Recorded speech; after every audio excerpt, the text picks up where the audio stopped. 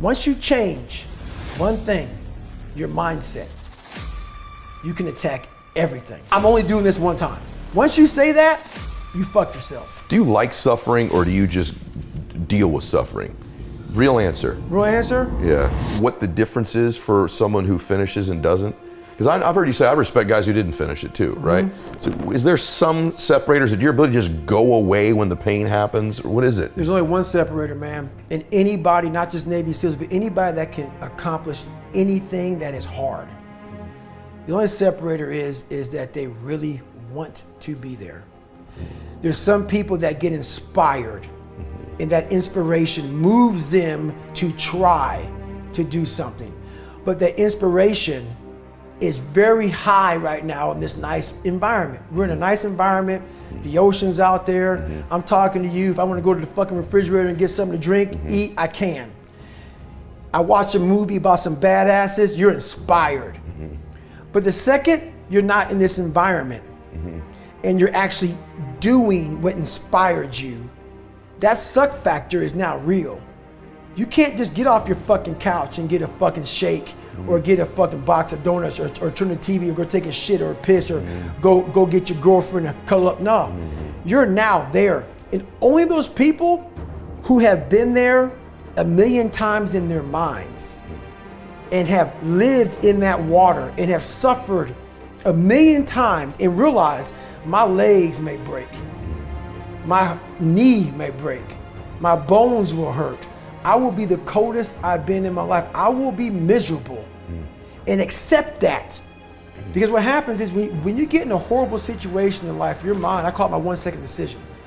When you get in a horrible situation in life, your mind immediately says, get the fuck out of here. Everybody's does, even if you want to be there. But it starts to have all these different questions in your mind in that 1 second. And it says, okay, why are you here? Why are you doing this? Why this? Why that? And then you start to say to yourself, if you don't want to be there that bad, I have a beautiful wife at home, man. Why the fuck am I doing this, man? Like, this is stupid. This is gonna get these guys injured. Like they're gonna pay for this for the rest of their lives. I'm not gonna break my body up to do this. Your mind starts to say, yeah, this is stupid. But if you are already knowing that this is gonna happen to you, you have all the answers to these questions that your mind starts to give you when you're in suffer mode. You gotta live that in your mind. Do you like suffering or do you just deal with suffering? Real answer. Real answer? Yeah.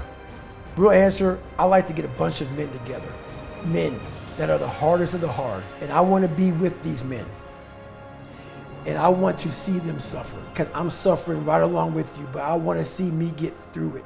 I want to see what you're made of. I want to see almost like the Colosseum in Rome. Let's fucking go to the fucking Colosseum. And the only way to see who the baddest motherfucker is to suffer. You can't do it by writing a paper. So let's go, because why? What I found out through my life was I thought of myself as some weak little bitch kid.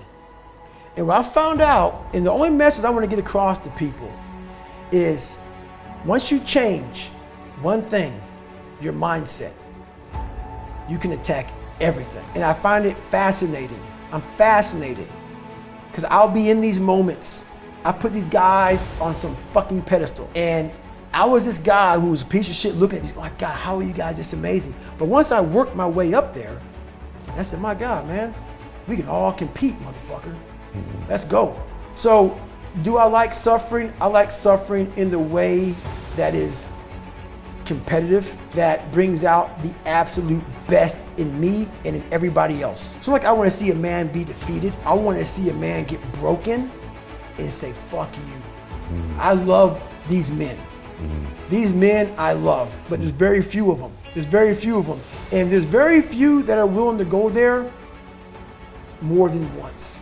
A lot of people, even people who've gone through special ops, it kicks the shit out of them to a point where in their mind, what got me bad in pararescue was when I was going through it, I said, I'm only gonna do this one time. And so many people in special ops, whether they believe it or not, in anything, fuck special ops, in anything that's hard, I'm only doing this one time. Once you say that, you fucked yourself. I work with a lot of athletes when they get out of their career. They made this massive sacrifice all their life to get to the NFL. They make that thing happen.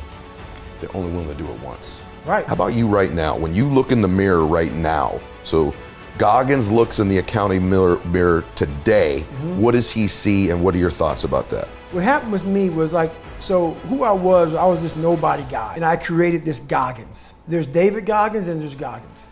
David Goggins is a calm, cool guy that sits back. Used to be a, weak kid. Now he's just a normal guy.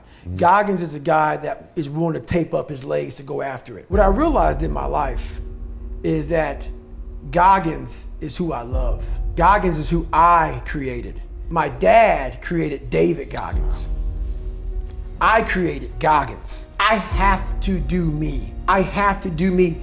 So people get it fucking twisted, man. I am who I am. When I set out to be a fucking SEAL and set out to go to Ranger School and all this other shit I did and break records, I didn't set out to fucking please motherfuckers. I didn't set out to say, hey, pay me now. I got a great fucking story. Fuck that. The biggest depression of my life is you get caught up into helping so many people out, and it's great, and I love that, but you lose yourself in all of that shit. I have to continue to grind myself into a fine dust. That's where I feel good.